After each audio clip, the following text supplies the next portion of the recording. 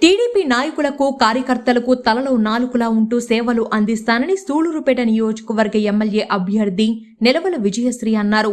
TDP జాతీయ అధ్యక్షులు నారా చంద్రబాబు నాయుడు నియోజకవర్గ ఇన్ఛార్జ్ నెలవల సుబ్రహ్మణ్యం కుమార్తె నెలవల విజయశ్రీని ఎమ్మెల్యే అభ్యర్థిగా ప్రకటించడంతో పార్టీ నాయకులు వారి నివాసం వద్దకు చేరుకొని శాలువాతో సత్కరించి పుష్పగుచ్చాలు అందజేసి శుభాకాంక్షలు తెలియజేశారు.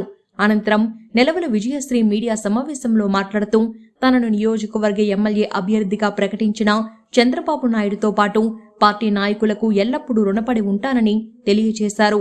రాబోయే ఎన్నికలలో గెలుపు టీడీపీదేనని నెలవల విజయశ్రీ ధీమా వ్యక్తం చేశారు.